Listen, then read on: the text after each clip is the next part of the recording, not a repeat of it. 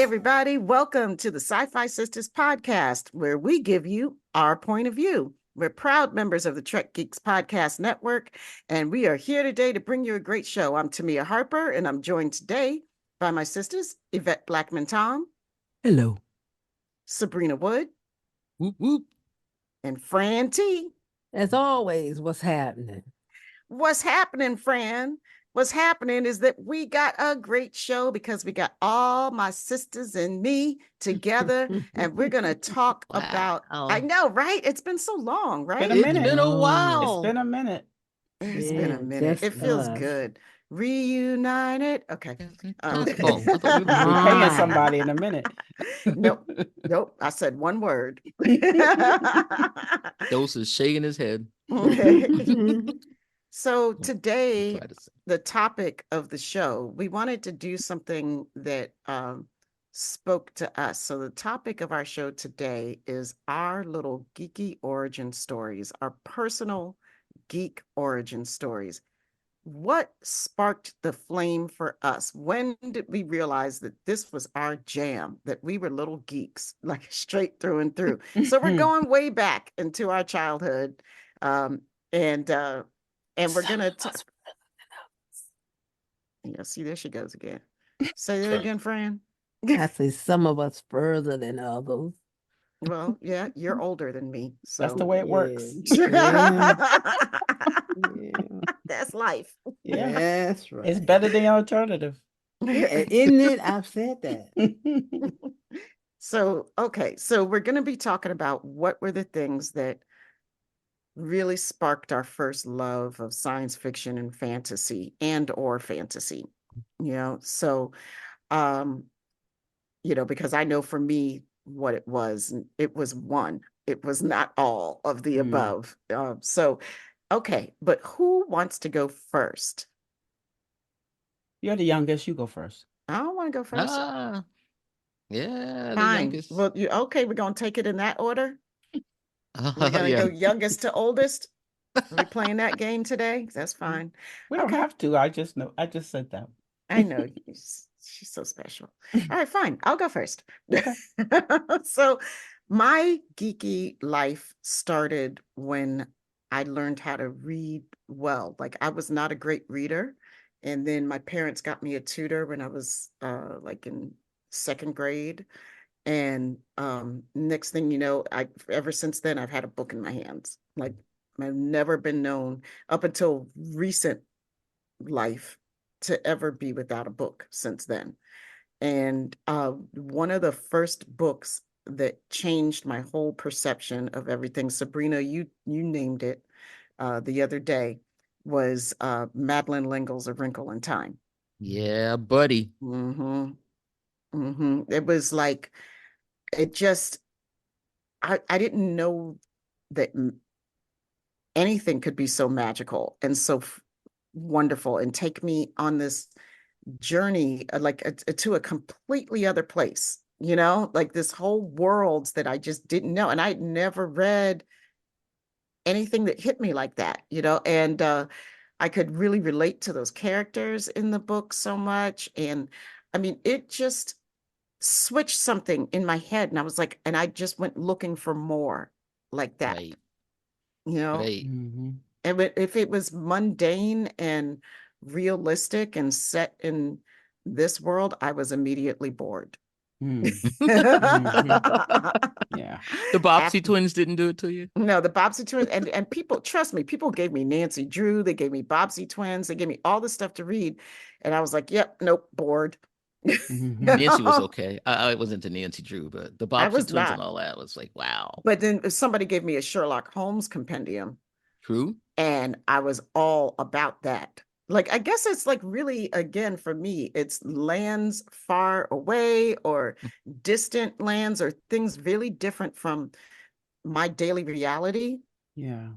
And that's where I love to be when I'm in my own head, when I have time. Like, I'm tired of this world often.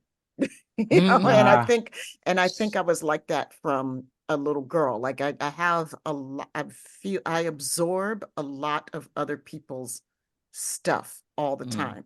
Mm. And I think as a little girl, you don't have the vocabulary to understand what's going on or the tools to know how to put up boundaries, right? Right, I right. get that. Yeah. And adults are around you bombarding you with stuff, right? And I've always been very sensitive and pretty emotional. So books were like, once I found A Wrinkle in Time, I found an escape. Mm. And I So think, huh? how about how old were you when you read it? I've been trying to remember that. I think I might have been about 10, maybe, So fifth grade? about there, Yeah, yeah, okay. you Yeah. know? Yeah, I think I Mm, was like in the fourth grade when I read A Wrinkle in Time. And it was just, Meg Murray. Number one, it had a female right, protagonist. Mm-hmm. right. Come Mm-hmm. on, A Mm-hmm. young girl, a young even girl. though she was a young white girl, like she was a young girl. Like at that I time, I didn't care. I wasn't was even reading that. seeing white, black. I'm like, she was a Right. Nope. young girl. Right. I Hmm. knew all the emotions that she was going through. Oh, the only one that I could read that was realistic was Judy Blume. Oh yeah. Okay. Yeah. Judy Yeah. Blume. Yeah. But Judy outside Bloom. of that, forget about it. Yeah, Okay. that was our Anyway, generation. I think yeah, Gonna everybody give our her a pass. generation Give her a pass. yeah, read Judy yeah. So Bloom. I knew you were gonna say Wrinkle in Time only because we prepare for this show. We don't Right. just do this off the cuff, people. So did you know that she was rejected by 26 publishers? So all you Wow. writers out there, everybody that's thinking of writing, if you've got one or two rejection slips, keep going. Hmm. She got Mm-hmm. rejected 26 times, and they told her, for example, this is a quote from her, that it was too different and that it overtly dealt with the problems of evil and the kids wouldn't understand it. Mm. Mm. Yeah. When And was this written? 1962 it came out. Oh yeah, well, So yeah. yeah, so I was about 6 when it came out, and I think I read it, maybe 2, 3 years later. I remember a librarian gave it to me. Mm. So all Wow. you Stephanie people, the Yep. librarian I remember her handing it to me. I can remember the cover. I used to be one of those library kids that had to sit in the library and wait for my mother to get off work. And the librarian knew the situation. And I had a little brother like, Charles Lawrence. What was the kid's name? Charles Wallace. Charles Wallace. Yep. Yeah, so she was looking for her. She was with a little brother.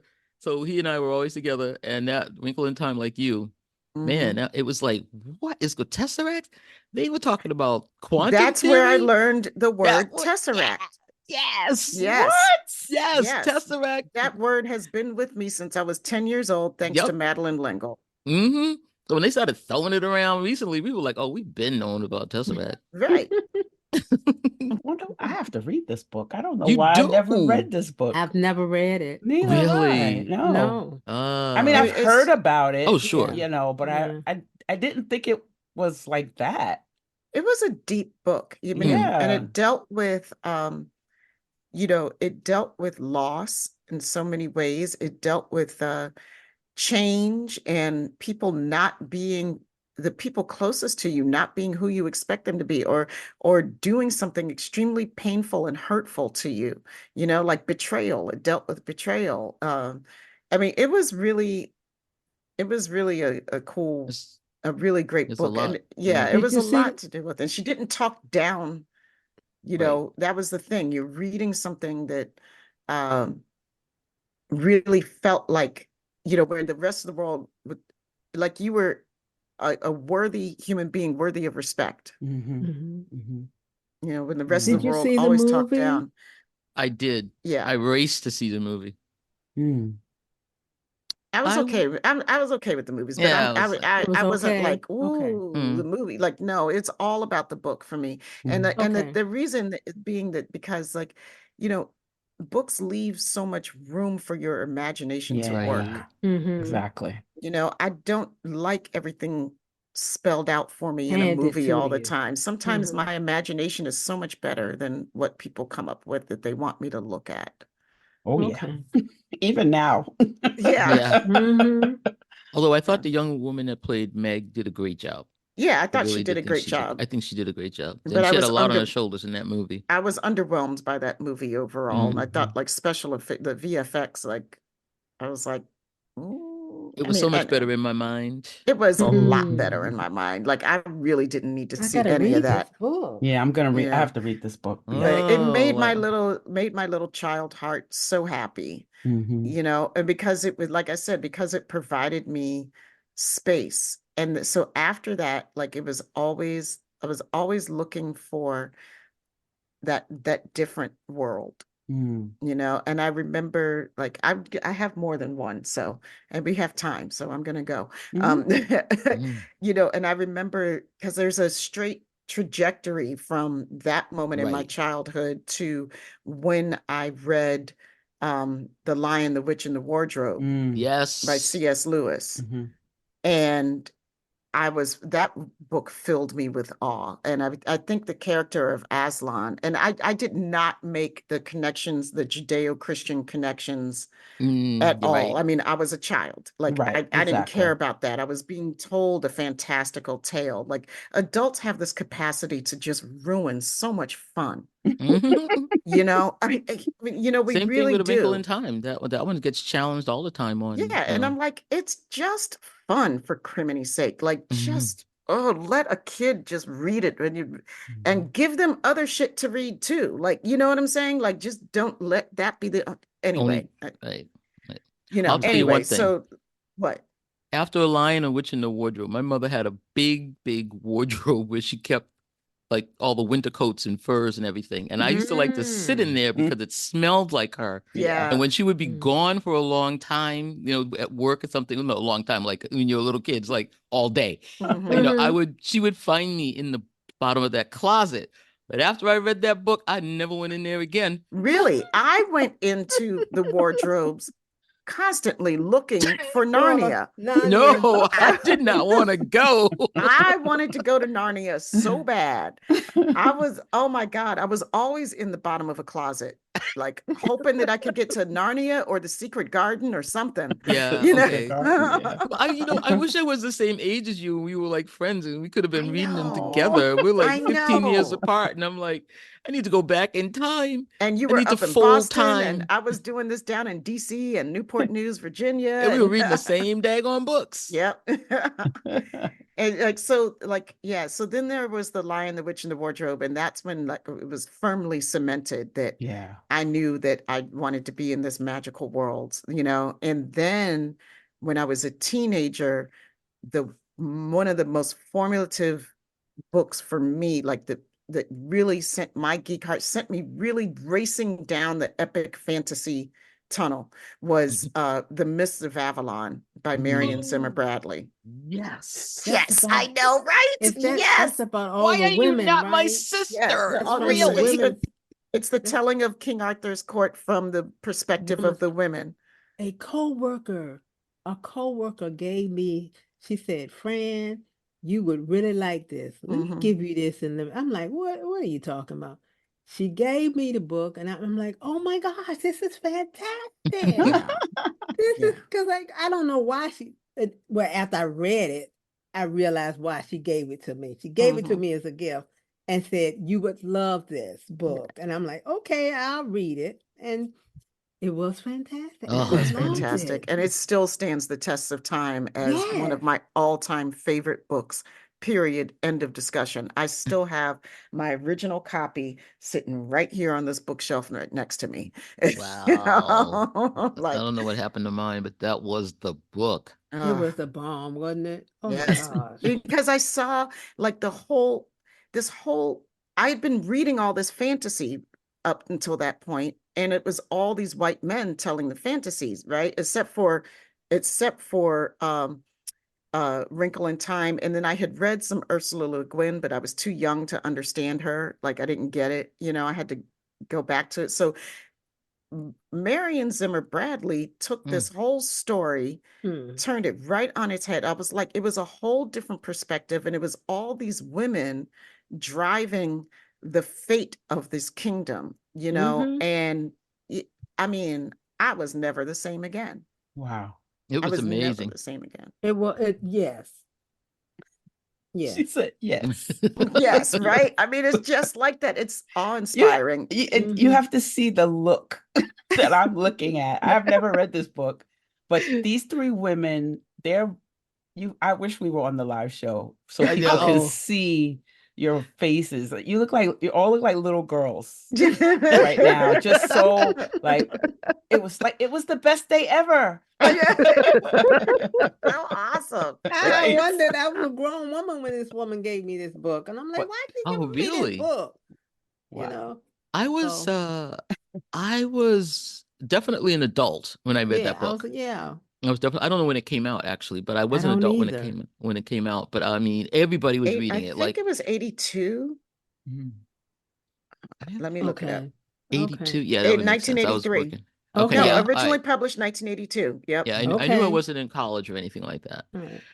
But everybody was reading it. It was a very popular book when it came out. It wasn't just for geeks. Like everybody was. A lot of women were reading. People were on the subway. Mr. Avalon. Oh my God, girl! You were like, yeah, that's crazy. And like, so I read it as a teenager, and then I remember constantly looking for that again. And so subsequently, George R.R. Martin. When I did not care about Game of Thrones. Like it didn't hold a candle to Marion Zimmer Bradley in any way, and the Tolkien, I went through a Tolkien phase. Went through that, yeah. And I read all the Tolkien stuff, and I think more of that was just being in love with the world. Yeah. Not like any deep storytelling or and being in love with any characters. I never connected with a single damn character in Tolkien. Like it was just like, oh, it's a cool world, and then so from Marion Zimmer Bradley, the most impactful after that was Octavia Butler, and then she changed my world again. So that's my geek origin story, my geek story.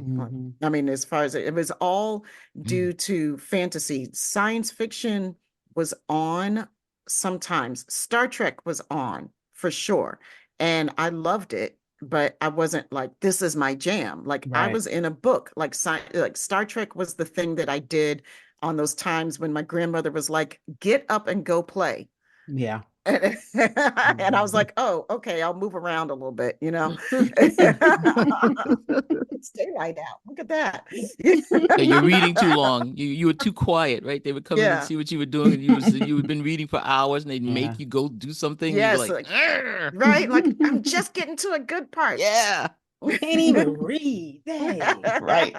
So Star Trek was always there, but during those ages, it wasn't my main go-to thing. Right. That wasn't until TNG happened, but even then it was a book first, but then I had started to branch out into science fiction as well as fantasy. But I was definitely a girl who lived in fantastical worlds. Yeah. And I don't blame myself.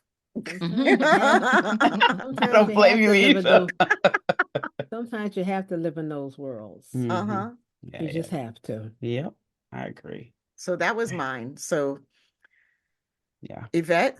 Oh, that's right. So I was the one who wasn't really into this topic, mainly because I could not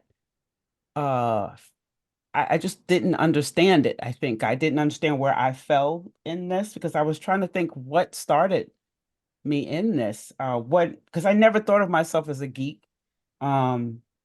Until I got older, until I had kids, maybe. That's when. But, oh no, wait a minute. Well, you were talking about those Wonder Woman bracelets you had. Oh yeah, but I didn't think that was. But you didn't identify. I didn't nobody identified Wonder Woman as geeky. None of the Wonder Woman was not being a geek to me. No, that in our generation. I read Wonder Woman my whole life. Everything, I loved Wonder Woman, but I just didn't think that was being a geek, you know.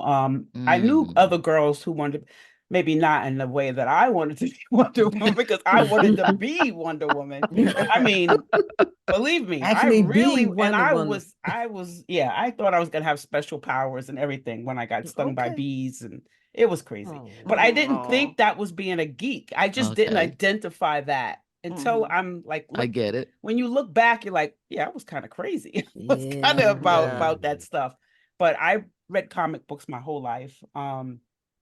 But all the boys read comic books. I didn't, you know, I was a tomboy. I didn't see myself as any different than them. I did everything they did, fighting, climbing trees, just, you know. I So fell I out. that didn't hit me that way. Mm. I It was fell out just, of a magnolia tree. yeah, But go ahead. I yeah, fell out. yeah. I was a wild kid. Um, but you know, that stuff until now, when I look back at it, I'm like, well, I've been doing this forever. But I think the thing that really, it's never been fantasy, it was always been science fiction. When I went to see Star Wars, I was like 9, and it was Mm. the last time I ever went to a movie with my parent or parents, you know. Mm-hmm. I'm pretty sure I went with my mother. And I remember I was like 9. I was 9 years old because I had to be. It says it's 77, and I don't. You know, my birthday's way at the end of the year, so I had to be like 9. And just like what you said, all like, you know, I know everybody. All my friends were talking about Luke Skywalker, and all I was talking about was Princess Leia. You know, and she was everything, you know, and it wasn't like I was obsessed with her. It's just I remembered her more than anything. Uh-huh. Um and and and like I was saying before, I have like so many, it kind of died there, and I saw the rest of them, but then my life really changed. My home life got really, really scary, and you know, so that wasn't important, you know. Mm. I kind of left it, you know, but then I finally got stable, and I got you guys are talking about a TV in your room. I bought a TV, like I worked this job. I was a lifeguard. I was like 14, I think. Maybe 13. It had to be 14 because you can't work then. But I got a TV in my room, right? Mm. And I also Ooh. got cable, right? So Oh, it wasn't what real cable? right, Damn. You right. were rolling, How? Oh, girl. you were okay. Cable? You were Well, rich. cable really was HBO, and I don't, and Right. Yeah, That's yeah. maybe MT. I don't think I got the basic channel. I think it was just HBO. It was cheap, believe me. Whatever. Right. So I right. got Cable. that, and HBO played 2001 Space Odyssey every single day, They Oh did. and I wow. I remember watched that. it Repeated, every repeated. single day. Like I was Wow. obsessed with that thing, Wow. and I believe, and then I just and then the space shuttle mission Oh. started. And that's what started everything for me. That's when I Mm, realized how much I was obsessed with space. And mm, it wasn't like the movies, it was like Space Odyssey was there, and that was the movie.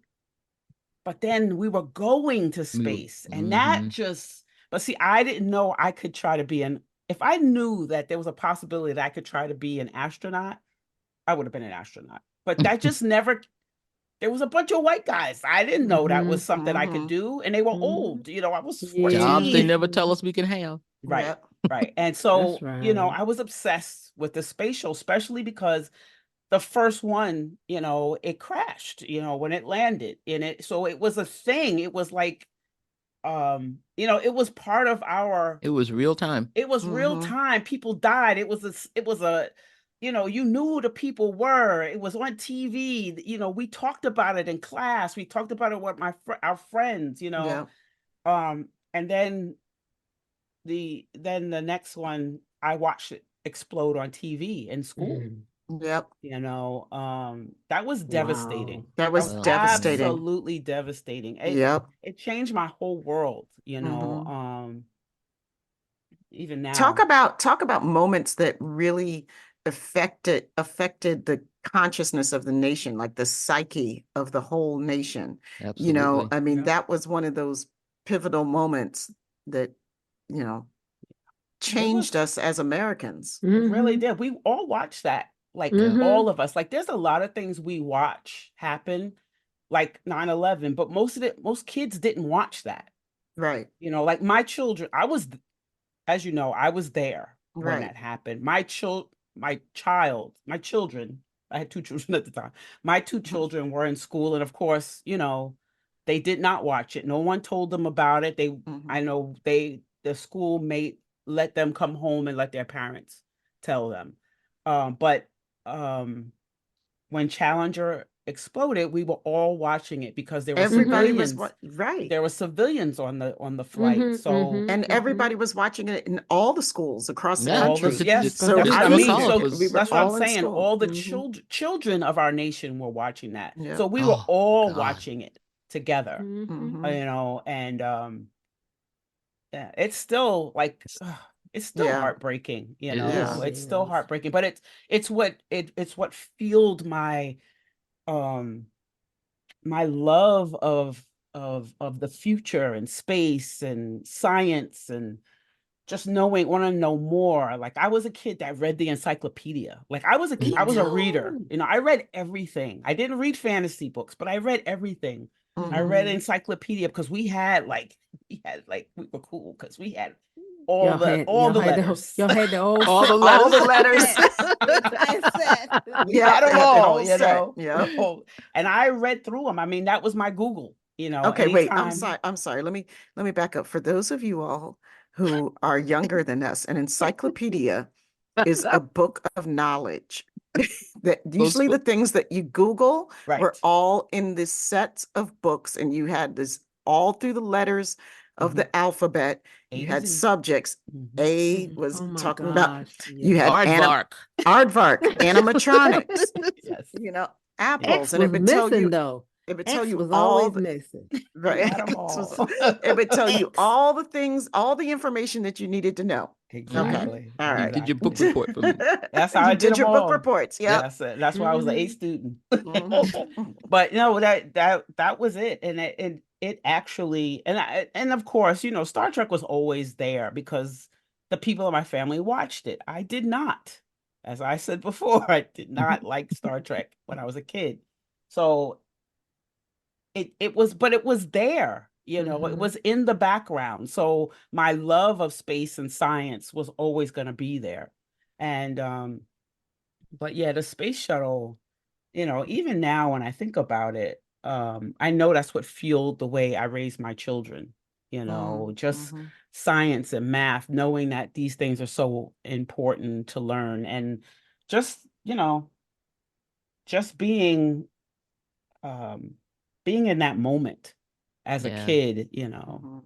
I think, you know, it's crazy how we've lived through all of these disasters in our Yeah. lifetimes, you know. It's Yeah. but The yeah, moon Space landing was pretty Odyssey good and in Space Odyssey. 69. What's that? The moon landing was pretty exciting in Yeah, 69. but I was one I She was and a know, I one. half. Yeah. understand that, yeah, but She wasn't But even. I but but wasn't the but here the yet. nation the but the nation crazy looked but at the it. crazy thing about that, I was one and a half. You know, I was Okay. still around, and the Mm-hmm. people in my life, like Black people, I Mm-hmm. remember them telling the stories. I remember because we had a Mm-hmm. lot of family things that happened, and they would talk about the moon Mm-hmm. landing and all that Mm-hmm. stuff. And it's just, you know, and I know I'm assuming that they all watched it together, you know, because that's just what we did, you know, we Yeah, we watched did. those things Watch together. TV together. Yeah. Mhm. Yeah. Because there was only one Because there TV. was It was one on. damn TV. Until I got Exactly. Everybody watched until I got a the TV same in my shit. room. We're There were watching the three moon landing. stations. Oh, That's right. There were mom. three stations. It Yeah. was one TV in the house, and you were Right. Mm-hmm. lucky if you had that one. Yeah, That's I was right. only reason I had a TV. I worked really hard that summer because it had to be. I was 14. I worked really hard that summer, and I was doing really well in school. And you know, I had a really before that life was really bad. Mhm. Um, and things were getting better. And my aunt was like, if I was gonna buy it, I could go ahead and buy it, and I could have one in my Oh, room. It's So okay. reward that was my TV. thing. That was my Yeah, reward. Yeah, my reward TV. And I Yay. love that. and I guess, you know, that feels you know, that's part of it too. TV, you know, your own TV. I could watch what I wanted to Hmm. watch. Isn't that Yeah. something? Right, and I got to pick 2001: A Space Odyssey. Man, I watched that thing every single day, The and it would bone come going up. on like all the time. Like 2 movies would come on, and then it would come back on, and then it'd be No. like 3, maybe the next day it would come out, and I just watched it and watched it. I couldn't get enough of it. I just There was loved no how variety on Dave. There was no variety on HBO. It just repeated. No. You The don't worry about early missing it. Especially in HBO. the beginning, It'll be Mhm. on again. Yeah. Be Yep. on again. Yep. It'll be on You didn't again. have to tape anything. No. Oh, Well, okay, so I guess I'm up, and you've given me a great segue, Yvette, because all right, so I'm about 15 years older than you guys, so my origin into this, you got to remember, I'm the one that loves ship porn, right? I love any kind of ship. Right. If it's a ship involved, and it's really, I was thinking about this when we decided this was going to be the topic. And I said, well, my dad worked at the Boston Naval Shipyard. So we talked about ships all the time. We That always makes yeah. talked so about much Now sense. that Oh really my makes sense now. God. Now I get it. whatever ship he was working on, whichever ship was in dock. I've been on the USS, the Nautilus, the first, atomic submarine. We went Yeah. down and saw that. I've been Oh, on the Wasp. I've been on man. aircraft carriers. I've been on, minesweepers. I've been on everything because my father thought I was a boy too. And you get to go down to the Navy Yard and have your life in your hands in this crazy place. But one of the things that really got me was in 1961 when you guys were talking about the moon landing, but I'm talking about when Alan Shepard went up in Freedom 7. I distinctly remember The this 'cause orbit. we were totally Wow. enthralled. And People don't Totally talk enthralled. about that a lot. Like that No, gets missed in all the right. stories. It was like, oh, we landed on the moon, but Right. we often forget the steps Freedom that it took They to had to get get us there. To get there. Which, and I can always bring it back to Star Trek, is why I love it's been a long road because in Enterprise, they have that clip of Yeah. Alan Shepard, and every Mhm. time I see it, I cannot skip the intro because I want to give my little kudos to Alan, Alan. first American in space Shepard, because I'm like, that's the man. And I remember my dad was so excited. We were just like, oh my God, because you got to remember, I mean, people talk about the Cold War and all this stuff, but we are the kids, Fran, right? We knew where bomb shelters were. We had we had, like you we had were gonna hide on in that the desk, subway if and the the roll bomb down went door. off, it was gonna We protect thought us. for sure the Russians were gonna nuke us. We Oh, were yeah. we were sure. And our parents had lived through World War II and bombs dropping. So this was a reality. But when Sputnik went up, we were scared to death. You want to talk about the psyche of America? Yeah. Freaked the frick out when that went up, and they were like, the Russians are going to go into space and they're going to nuke everybody. They're going to nuke the planet. It's over. Wow. They're And gonna so beat it us was on everything. it was a mad race. Everybody was learning math. I remember like kids were getting slide rulers. Everybody was like, who's the one that's going to figure out how to get to the moon? It was another sister. It wasn't me. It was another sister, but it was a sister. Yep. So that was so important. And I remember watching this whole thing with my dad in 61. And that was what's really started it with those Mercury 7 astronauts. Not, I know the Apollo astronaut, I know the Gemini, but the Mercury 7, man, because Mercury. that was like this. Oh, we didn't know what was going to happen. We thought for sure that thing was going to go. And then right after that came the crazy show that I love that these guys think is just so ridiculous. And it was this crazy British show that had these marionettes. And there were three different shows. It was Fireball XL5, it was Thunderbirds Are Go, and it was Stingray. And these shows were incredible. Now, Thunderbird Are Go was my show because it had all kinds of ships. They were the International Rescue. They had a base on a private island in the South Pacific, and they had rocket ships and a base station, and they had this cargo thing. And I mean, they had all kinds of freaking hardware. And if anything blew up around the world, they went and saved them. All right, so this is being told by marionettes. Oh, yes, the whole freaking story. Marionettes. What did the ships look like? Were those on wires too? Yeah. Oh, the whole my thing God. It was incredible. So it was like Punch and Judy goes to space. Oh, no.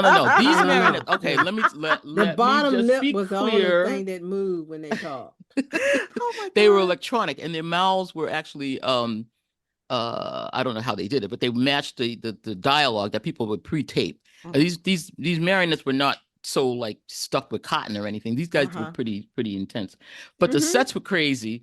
The ships were to die for, and I mean, it was like Steve Tracy and the Tracy boys. There were 5 Tracy boys, and they were all named after the Mercury 7 astronaut. Let Oh, me just wow. connect the Oh, dots wow. for you. It was Okay. Scott and Alan and Virgil. And I was like, yes. Virgil flew the big ship that I liked the best. Okay, that was the one. Virgil Virgil. Gus Grissom. So this show was crazy, and I loved it. And I want to bring it back to Star Trek even more so. And you're all gonna go, what? So they made a live action of Thunderbirds Are Go, and it was directed by the one and only Jonathan Frakes. What? What? When did this happen? 2010, Mr. Frakes loved Thunderbirds Are Go as much as Subrina does. Oh my gosh. I did not know Wow. that until I was researching this stuff today. And I was like, Don't you wish Jonathan, we had known that when we talked to him the other night? I would have been embarrassed. I could not have even talked to him about the marionette and super Oh. marionation. That was a No, I could mess. not have. But Thunderbirds Are Go. That was my show. It was my show for sure. And then that came out in 66. And then right after that, it was Star Trek. So I did read the books, like I was saying to you. I did read Wrinkle in Time. I was reading all of that stuff. But it was more so, my dad, he loved all kinds of mechanics. I mean, I come from a family of engineers. My dad, Army engineer, my brother, Army engineer, my grandfather, civil engineer. I wanted to be an engineer myself, but like you were saying, Yvette, if I thought I could be an astronaut, I thought I could be an astronaut. So I went into Civil Air Patrol. I was a geek, totally. And then I had bad ears and bad eyes, so I could not go, and it was heartbreaking that I was not going to go because I took astronomy at MIT. I did all this geek stuff. It was just Wow. unbelievable. And I Wow. was physics engineering going into college, and then I discovered boys and flunked out of school. But it's a long story. But I got back in school. But I Damn think boys. it was those Damn daggone boys. I know it's like you're like pillows. it's a Still long love 'em. story. I'm like, it's a Still common love 'em. story. Yeah, it's another story. It's another story. I ended up being an accountant. I still get the numbers going. Don't worry There you about it. go. There you Okay. go. But Computer, yeah, your it was like the computer, you? ships and and we were talking about Black people watching all of this space race and all of that stuff. Mhm. And I was saying to you guys a little earlier in the week, one of the first times, every time you ever saw people watching the astronauts or watching the ships go up or watching anything like that, it was always, the school kids were watching. It was all white kids. It was like everybody watching was all white kids. Mhm. And the first time I ever saw a depiction of Black people being totally mesmerized and watching the space race, which we all did, Mhm. was when we saw Hidden Figures. Oh, Mhm. And it was that scene, and I didn't understand why that scene always hit me until we were talking about it the other day. And it's the scene where something is wrong or something. Yeah, they were holding the flight, yeah. and everybody was running to the TVs. And people that didn't have TVs, as we were saying, Yep. maybe they were just out in the street. They ran to the TV store and they were Mhm. watching it through the window. And Yep. that was the first time I ever saw a depiction of Black people concerned about the space race and involved in it. And I love that scene so much. I love that movie so much Oh, because, love my that dad movie. and I watched every single one. I remember I had models. I built a lamb. I mean, I was that kid. If there was something to send away for, if you had to cut up some box top, we were eating cornflakes and sending them box tops. Yeah. Eat the cornflakes. Eat the cornflakes. Yep. They did the same thing for Yeah, the whatever. shuttles. Mhm. It was all the Kellogg's or I think it was Oh, all the Kellogg's man. box here. You got a little model of I Columbia or I've got 'em. Challenger or something. Yeah. Got that Oh too. yeah. Oh, the I day they remember. flew that shuttle over here to DC, they were going to bring it to Oh the yeah. museum. And we Mhm. were all standing on top of rooftops waving at the thing, waving at it. Yes. Yeah. What time is Oh. it coming? Right. Oh my God. If you have not Exactly. been to the Air and Space Museum to see the shuttle, it's something you really need to do. Yeah, I've It's that is seen. really Yeah, cool. I went to Actually. the Air and Space yeah, Museum. it's a great Yeah, time. it's a So, great It's time. so Yeah. cool. Yeah. my The Aunt Air and Sue, Space Museum is awesome. It oh is. Mhm. man. Yeah. So that was It's one of my me. favorites. That's Yeah. how, from Dad to Alan Shepard and on to, Thunderbirds and to Jonathan Frakes and Star Trek. So, always get it back to Star Trek. Always. Wow, that's pretty cool. Yeah. I Oh, still have no idea what those shows are, but I guess I'll go look them up now It's Yeah, because it's I so need it's to see the cheesy. You're gonna. somewhere. I I mean, need I need to see the marionettes. mm-mm.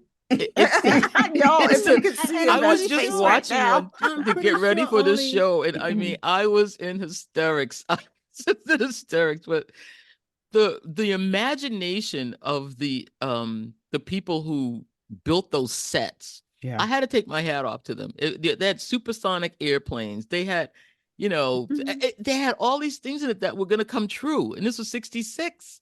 mm-hmm. And it was the Wow. British, which was very bizarre. Oh, and Lady Penelope in this has a pink Rolls Royce. I just want to say. Okay, I all was right. done. I was done. That's Stop the That was madness and call straight. the she was a law. spy. She worked for Mary Kay. No, she Was worked she for. pimping it up? I mean, like, We because didn't that know sounds what, like she was like pimpalicious. worked for M5 or something, whatever. But I didn't know that I was so inspired even back then to get a pink car. I mean, Lady Penelope. Okay. You know, if you don't I'm gonna know just let you Thunderbirds have Are that one. Go, I'm just come gonna let you on. have that pink Jamal, Rolls I know you're listening, Jamal. Back me up on this, my brother. You had Sabrina, a didn't the marionette's mouth only the bottom lip move, right? The top lip Yes. didn't move, only the bottom lip moved, and they some kind of synced it all together, but it still was creepy looking. It was ridiculous. Yeah, it y'all, was. if you could see the looks on this screen right now, especially from Yvette, who is That's, like marionettes, I'm out. Mm-mm. listen, Nope. you asked what the Yeah, geek Nope. origin story was. Snagglepuss. I'm just trying to tell you what the geek origin story was. I still have a I poster on love my it. wall at this age that says Thunderbirds Are Go. Ooh. Fran, I please love save me. What? Okay, okay. I remember all that. I'm gonna get kind of get Star Trek, if it's such a thing, out of the way. I looked at Star Trek not for the sci-fi. I looked at Star Trek for Miss Nichols. Right. That's why I Mm-hmm. looked at Star Trek. Mm-hmm. I didn't I didn't realize it was sci-fi. I mean, kind of knew it, but it was she Mhm. who was a beacon for me to look at the original Star Trek when I was a girl, because that's Hmm. when it came out when I was a girl. My favorite, and I read as a child, but it was no sci-fi, no fantasy. It was just books. The first time I remember, which has nothing to do with science fiction, the first book I actually saw myself in was I Know Why the Caged Bird Sings. Mm. I saw Mm-hmm. myself. I'm Mm-hmm. like, oh, this happened like, me and my brother, they had a scene in there where her and her brother was acting up, cutting up in church. And me and my brother, well, not my brother, but me, I cut up and caused him to cut up. So yeah. But Mm-hmm. my first TV show that I liked was The Time Tunnel Y'all, hold up. Hold with up. James Darren She is so and Lee sedate. Merriweather. Oh my God, y'all. There was It's a a lie. woman. It's a lie. It was a Fran, say it woman. right. That is It was not the a way you woman. said it That's not the before. way she said. She's It was trying a to ignore us woman. and she's trying to keep talking. But I'm gonna Trying tell to the keep real talking. story. When we started talking about this the other day, we're all like blah blah blah blah. Okay, well let's talk about this story. Figures. We were all like, oh my God. What the hell When is What that? she's time yelling at tunnel? us, she's yelling at us over the Zoom. Time tunnel. And we're all scared, ducking, like, what the fuck, Fran? You Time know? tunnel. Because it was She every was so week. excited. Now Every she's all week. calm and cool. They kind of, it's this black and white thing, and they would like be going in different places, and it was so dramatic how they had the people like almost falling into the thing and everything. But what drew me to that was there was a woman scientist on that show. Her name in real life was Lee Merriweather. I can't remember Yay. her character's name, but she was a scientist. And she didn't, she was smart, and she looked at the computer, big computers and stuff, and she gave her piece in it and everything, and they listened to her, and it was like, oh my gosh, there's a woman scientist, and I loved it. My next show When did time was before you what when did Mhm. Time Tunnel come on? Like what year was that? Time 66. Tunnel came on in 66. 1966. 66. Same Oh. year as Thunderbirds Are Go. Like saying that title. He loves it. He loves it. You wish you were Thunderbirds Are Go. And Time Tunnel. Time Tunnel. I'm telling you, boy, mid-60s was I the told time. y'all it was gonna come out. That's right. That's right. My Yeah, when they would next go in there, show. Fran, like, you remember it would spark? Like they would go in that tunnel and the Yeah, sparks and would it go off always and was sparks they would and twist it and they smoke. would smoke. Yeah, smoke would come out. You were like, Smoke. Lord Jesus, what is happening? Don't forget that where they gonna land at now and how they gonna save So such was and it such. like a quantum leap type Yeah. of situation? Sort of, yeah. Every Okay. week they landed in And they some kept trying to horrible get these place. people back and they could never get them back. Right, It only right. lasted one season. Oh wow. Well, it was That was only a one great season. season. Well, It was because a great season though. the whole premise was they were going to close the experiment down. The army was going to close it down. And then Tony, played by James Darren, who was in, always back James to- Darren was in this. He There you was go. in the Back time to tunnel. check. Mhm. Mhm. He Always went comes and back. ran in there like, okay, yeah, well, I'm going to run in the tunnel before you close it down. He runs in the tunnel and then it don't sparks, forget it. smoke. They can't get his ass back. They And then sure they have to can't. send the other professor in Got there. after him. Yes, and they can't get him back. Can't get him back. So they both asses all lost every damn where every year. Every time you And turn Lee around. Merriweather was turning dials. She was And smoke and sparks galore. right, Just right. And turning she had a crush dials. on the guy that went in second. Like, yeah, he The was, tall, what was it, James Corbett, I think his name Yeah. was. Yeah. See, I remember. And My they were other just, show was oh, Voyage to the Bottom of the Sea. that was the other show. Submarine. That one I've actually seen reruns of. It would get faster and faster. I loved it. Oh my God, you're killing me. I loved it. Because that submarine, dive. Man, I'm telling you. I'm telling you. Man, it was something else, y'all. And I was that little girl that would sit there and look at Boys to the Bottom of the Sea and You do a great sonar imitation. Really know, does. it's She really really good. does. Yes. My father and And I used to watch. That was 64. was that okay? Voyage to the Okay. Bottom of the Sea. Okay. And my dad used to watch that. He would just go ballistic because he could not understand the glass in the. He goes, "Oh God at the damn it! front, They had that much glass in the state. You know that? Damn that!" He was Yeah, giving they you did all have the a glass Boston Naval windshield. Shipyard They reasons did. why that glass was gonna pop. I was They like, "No, had a Dad, it's to glass deceive you. You don't understand." And he's like, "No, baby girl, you don't understand. That ship ain't never gonna." But we would watch it anyway. Wait for the giant squid of to course, come. for the glass to crack. Go. Sometimes didn't it once or twice? Okay. And honorable mention, y'all, the Twilight Zone. Oh yeah. Still Love good. Still the good to this Twilight day. Zone. Yep. Isn't it? I'll still Yep. look at, and I that watched it an actually hour was ago. in black and white. And we all watched Mhm. that. Yeah. Yeah, you know. I mean, you talk So about some good writing on that Yeah. show. I That was like, know. and then, so many of those scripts came from short stories. And, Mhm, that was mhm. just like when, literature ruled a Yeah. little Yeah. bit more than it does now, Mhm. but Earl I mean, that's how Hamner. it was tight. Like the stories that stand the test of time. They There's still do. amazing stories today, and They they're do. literally timeless. Yeah. And you look at it, and I didn't know it back then, but my favorite, yeah, I'll say my favorite episode is the one, Eye of the Beholder, where this The one with lady the woman who's gets the plastic surgery because she's tries to, so yeah, ugly and yeah. they They consider her so ugly. actually yeah, but they couldn't do they kept saying they couldn't do the plastic surgery Right. because of her bone structure. Her bone But structure, yeah, right. but if you look at the whole thing, it was all about conformity and segregation. Because he says, well, we have a place. If it doesn't come out this time, 11 times, you can't do it anymore. You can go to a place where people who look like you, he actually says those words, you all live together. She said, you mean segregated? She said, oh, you want to send me to a ghetto with people that look like me? Wow. And he was like, But I didn't realize this at the time.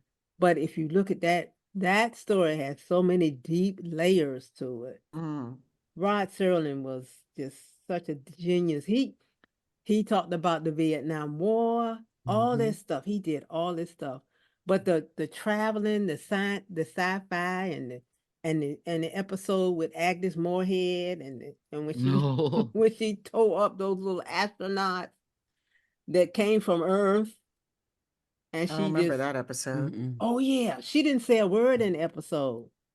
She Mm. didn't say not one word. Oh, wow. However, she was a giant compared because the little spaceship came from Earth. Oh, She I killed think them I all did. I anyway. did see that. Yeah, I I don't Yeah. remember that remember that. one. But the one that you were Yeah. the one that you started talking about, what's the name of it again? The Which Eye of the Eye of the your Beholder. Eye Beholder. of the Beholder.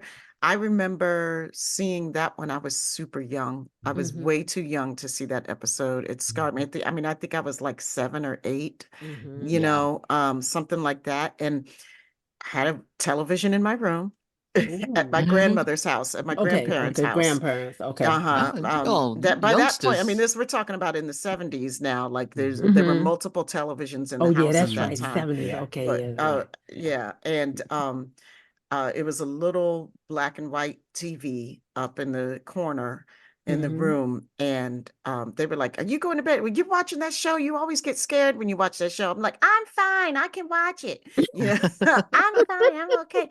And it scared when they showed that woman's face at the end. They showed all the other people's faces. It Mm-hmm. scared me so bad, and I Mhm. went tired, tearing down the hall to their room, like, "I'm coming in and getting in the bed with you."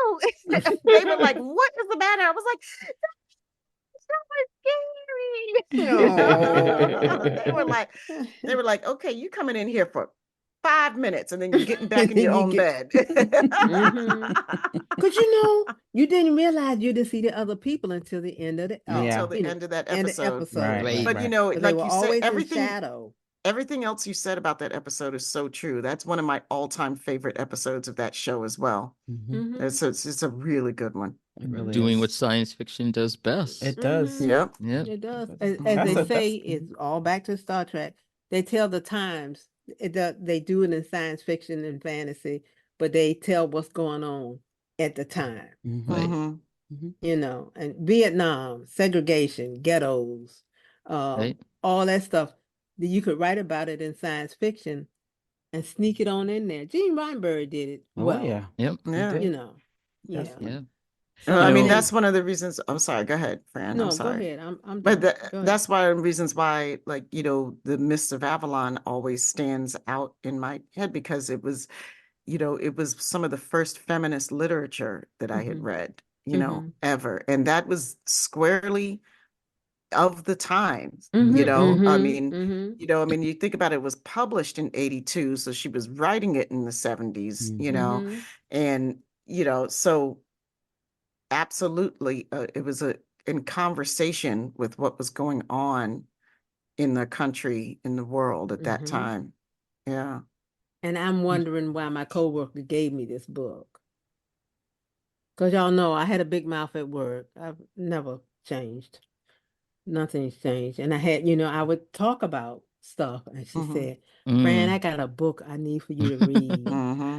And I said, okay, let me, give me the book. I'll read it. And I was like, oh my gosh, this is fantastic. I've never read anything like this. I feel like Mm-hmm. I want to I read it hadn't. again. Hmm. I I know, feel me like I want to too. read it I again. It's been so know. long since I I read it. was Mhm. going through like reading like refreshing and reading a summary, and there was like this really Mhm. detailed summary that I found, and I was like, "Oh my God, that's right, that did happen." Yeah. And oh Mhm. yeah, I forgot she did feel like that. And oh my Maybe God, we should and we put it were up for just on book club. chapter 1, Mm. and I was like, "Oh my Oh, God, it was I a really big, thick book it's too. a It thick was, ass Yeah. book, yeah. Yes. it's a tome, Oh you wow. Yes. know.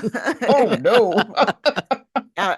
But I mean, it's so like I was like, yeah, I do need to go back and read this again. I was like, I Mm-hmm. need to be, and I wonder, it would be great reading it again and wondering if it's still standing the test of time. Mhm. And Yeah. Mhm. She if my had some 53 controversy, year the old author self, herself. I saw that. I never knew that until I looked that up, and I'm not going to mention it here. And if you Yeah, care about it's it, you can so go we look talked. it up. It Yeah, was it's hard. like It was I'm gonna hard to just see read the that. book. Yeah, it It's was just really read hard like to the see it. book is the book, and The book, it's nothing along the it's but it would be just great to read it read the now, book and knowing what enjoy we the book. know, Yeah, I knowing what we know. enjoyed it, and I was Well, I mean, it by was then I was a grown woman, so. Yeah. You yeah. know, another thing is I want to go back to Voyage to the Bottom of the Sea only because Doop, doop, doop, it doop, was, doop. it was originally a movie. We were talking about stories that they tell and what they're things of the time. This was ahead of its time in 1961 when the original movie came out. I don't know if you remember. Did you ever go see it? I saw this in the movie theater. No, I know. No, it's a great one. If you have A not seen Voice the to the Bottom of original the Sea, the movie, Voyage to the Bottom yeah. of the Sea, the movie, it was about global warming. Mm-hmm. And remember, the Oh. Seaview had to go to the North Pole to shoot off the missile at a certain time, and it was going to bring the rain because everybody was hot, everybody was sweating, like everybody was burning up. And I hadn't seen the movie in so long. And then when I watched it, maybe 3 or 4 years ago, they show it a lot now. I was like, boy, this movie is really on point. Mm-hmm. How did they Mm-hmm. get this like Wow. 50 years before we were talking about all of this? It was a lucky guess. I mean, what was it? But No, if you have not seen Voyage to the Bottom there's of the Sea in any years, take a look at it now. people interested in science Mhm. doing what we do Yeah. and Yep. forecasting. They were But, talking about global warming for a long time. Right. Yeah. Mhm. Oh, this You one know, really gets most you. disaster movies, there's a scientist at the beginning of the movie. We all know this, telling these people Right. what the Don't freak do is this. gonna happen. This is gonna mess some shit up. Yeah. Mhm. And they But we wouldn't get have a too good hard. movie if anybody If listened to you sense. know, be Right, like, oh, right. let's do this, and the movie will be off. Yeah. But Well, yeah, even in this movie, they were fighting so hard. Like the different scientific factions didn't agree with what to do, but there was only one shot at saving the Earth. Mhm. Mhm. And the Seaview just said, you know what, we're just going. Okay. I don't know if That's you right. That try was the catch me name if of you this. can, but I know you can't. It's just one of the things that I love about science fiction and fantasy is the fact that we can address these issues that we have through a different lens, like and it's always, well, trying to never mind. That's what I was going to say. I had to stop myself because it wasn't going to make sense. Well, Voyage to the Bottom of the Sea also has a Star Trek connection, a deep Star Trek connection. What's So that? does Michael Asara is in it. He plays Khan. No, Oh. Kang. Kang. Kang. Kang. Yeah, Kang is Yeah, he He plays plays is Kang. Kang. I remember, He is yeah. in Voyage to the Bottom of the Sea, Yeah. the movie. Okay. And you know what? I was thinking about when you guys talking about connections to Star Trek. 2001 Space Odyssey reminds me a lot of Deep Space Nine with the space alien. Well, they weren't really space aliens. Like he became like this. Like Star Trek always like your next step as humans is this non-corporeal life form. Yeah, that happens a lot. Mhm. Yeah, Mhm. that's in there all the all time. the Yep. We're time. just And energy. just energy, and Yeah.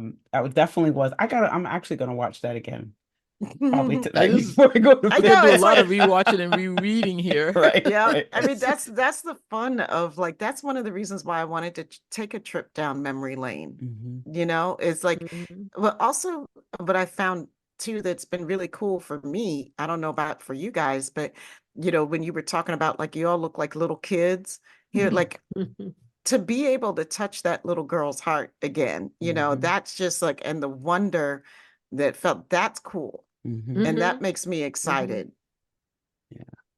Hey, I was Yeah. just cheering for the Thunderbirds this afternoon. I was watching it. Thunderbirds. Yeah. Those are nice uncomplicated times. They Yeah. were. Yeah, they were. Yeah. Yeah, were. there was a definite good guy and a definite bad guy. Oh yeah. Always. Yep. And the Always. hero always saved the day, Of Yeah. course. Mm-hmm. And no one dies. They almost die. Yeah. But They in the get- kids shows, they don't die. No. No. Well, Oh, they died in I our don't know. kid shows. I was about to say, speak for your generation, because by the time they got to us, they were dying left and right. Ooh, They didn't die in our stores. no. They kind of got hit in the shoulder and grabbed the shoulder. You knew they Yeah. wasn't dying. Yeah. No, You know. Well, they was dying And I in our haven't story. admitted yet. Somebody told me I had a partner. They told me that I was a geek, and I'm like, I'm not no geek. I don't know what the hell you talking about. I'm not a geek, and I wouldn't acknowledge what she said, and then I said, then I had to realize, yeah, shit, I've been a geek since I can remember. mhm. Well, I think that too is a generational thing. I mean, like, it wasn't until I became an adult that people started to embrace the label, Mhm. the Mm-hmm, title of geek. mm-hmm. When all of us were growing up, it was not Not cool to be a cool. geek. No, it has such negative connotations. Hmm. Now geeks rule the world. Yeah, they do. They always Quite did. quite literally. They always Yep. did. you know They well, just not to We the never, just extent that they're ruling it now, I don't well, think. because We of were in the technology and closet. Right, everything. that's Yeah, my yeah, point. yeah, Yeah. Yeah, we were Yeah. there. yeah. But, like, like, nobody wanted to be, I didn't want, nobody called me a nerd or a geek, or, like, that those were fighting words. even Mhm. Yeah. bookworm was it wasn't a happy thing they were calling you that. Hmm. Right, right. They were making Mhm. It fun was of you. teasing Yes, you. yeah, Yeah. Yeah. yep. Yeah, they were Oh, making yeah. fun of you. Yep. Oh, you're Hmm. such a Especially, well, bookworm. especially, where I grew up, I grew up in the projects, and going to the library was Mhm. it was my safe haven, Hmm. it's like the Mhm. place that I got Mhm. some peace. Mm. And it wasn't Mhm. peace where, I was being abused or anything like that. It was peace from I wanted to be me, and Yeah, right. that was my Mhm. safe place. Maybe that's Mhm. not the right word, but that was the place where I went into the library and I was like, oh, I can Hmm. go in Yeah. here and just read what I want to read. And I loved history. Like I said, I loved Mhm. the Hmm. encyclopedia. I really loved the Yeah, like you just encyclopedia a read lot. what you want to You just read. read what you want to Mhm. read. Yeah. Yeah, yeah, Mhm. yeah. And there was nothing like finding books that, you're just looking all over. And like my main library was the Boston Public Library, Copley Square Library, which is a famous library. Hmm. Mhm. And it's gorgeous. It's old and gorgeous. And my favorite room was the old newspaper room where they used to have the Hmm. newspapers on the On rolls, the On right? the Oh, rolls, yep. yeah. And they Yeah. had the big mhm. chairs. Like you could Yep. take the books from the kids section and they wouldn't bother you. You could Nope. go in there and read the book, and as Hmm. long as you were quiet. Yep. And I would go in there and just sit in among all these old leather chairs and the I green know. lamp tables, the lamps on the tables, and Hmm. kind of looked like my other favorite library, Library of Congress here in DC. Yeah. Mhm. I love Oh that my building. If you God. have not gone to the Library of So Congress, y'all, please come visit the Library of I would probably Congress. it's pass It's out. beautiful. so amazing. I would pass Uh, out. you've seen it in a lot of The movies. Oh It's been yeah. smell, blown the up. Hmm. It's smell been of all kinds old of things books. happening there, but not really. But it's a gorgeous place, yes. And artwork, the statues, just the rooms involved. It's the history of it, and they have a great movie series that they show great films there.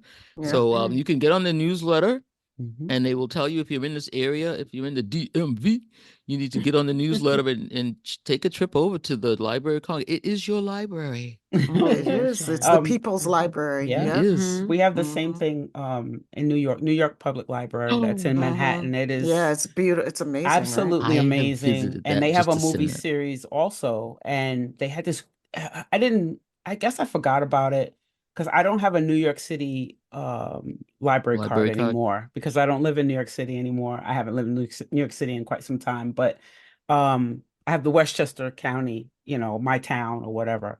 But during the pandemic, everybody was if you lived in New York, you could go to all the libraries were online anyway. So they had Mhm. movie Yes. series, they had virtual everything. It was They have just speaker series. right. It was just Yeah. great to go back to the libraries again, Hmm. Mhm.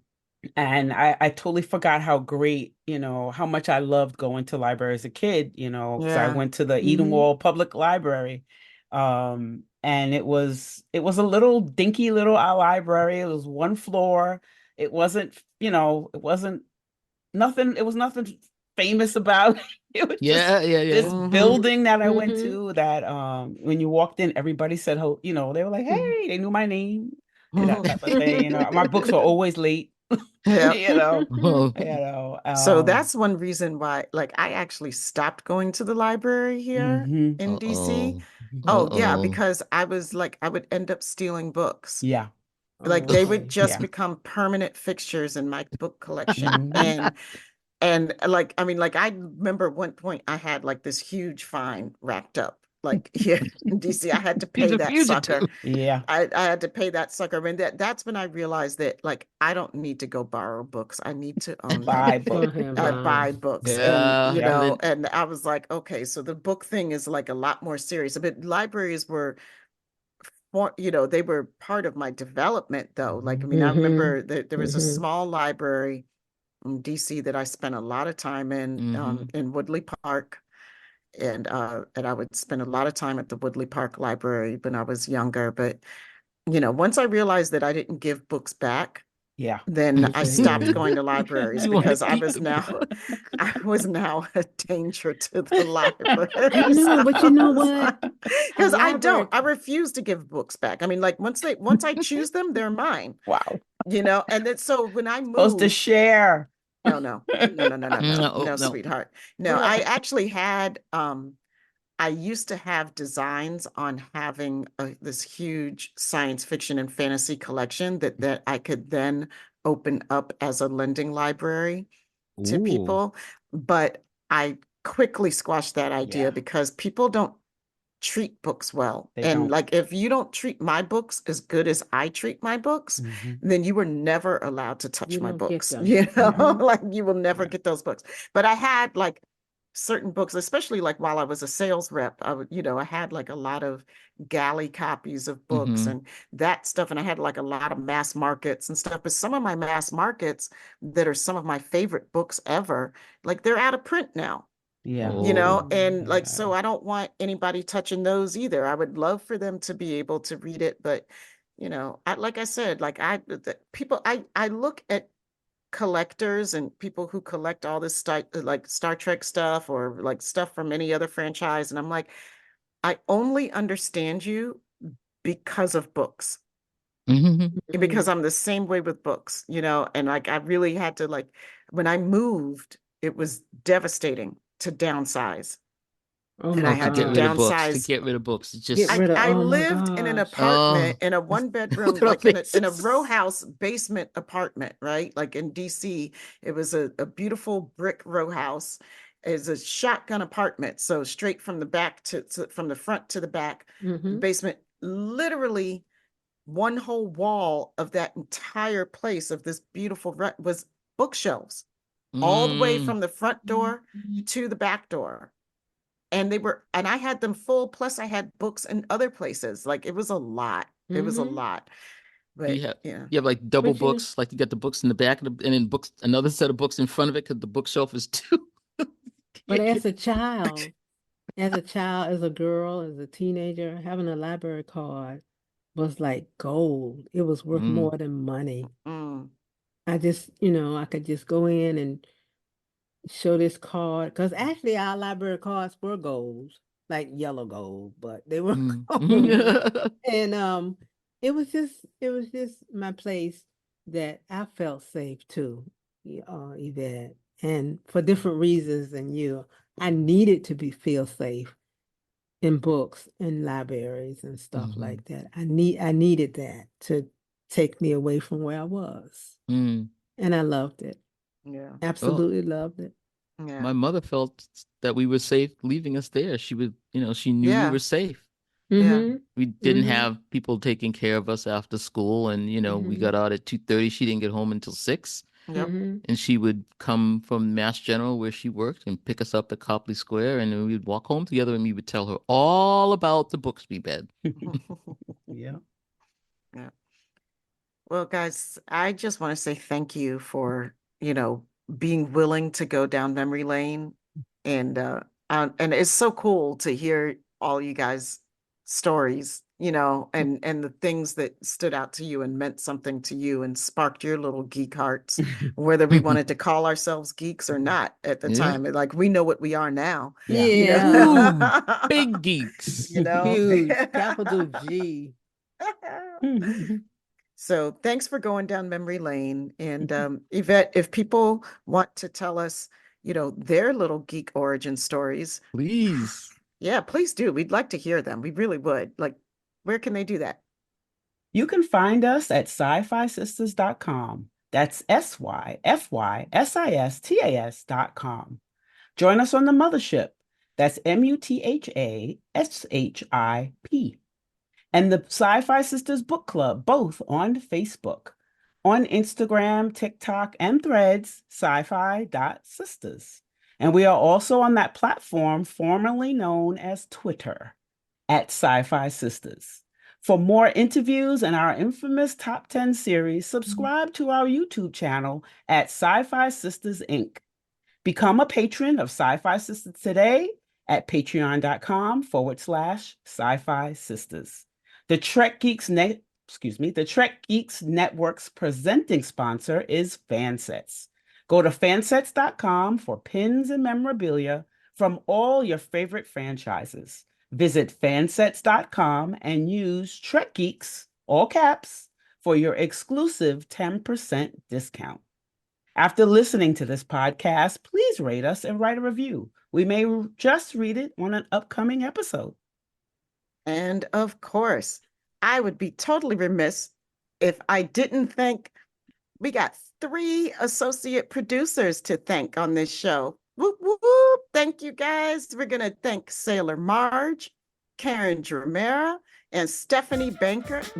Excuse me, I said Banker. Stephanie Baker. We want to thank you guys for your support so much. It means the world to us. And we got to thank the baddest engineer in any and all known universes. That's Dose the Anonymous One, who's responsible for all the music you hear on our show, as well as engineering. If you need him for music or engineering skills, hit him up on IG at dose_the_anonymous_1. That's the number 1, folks. And that's it for us. We are out of here. We love you guys. Peace, love, and hair grease.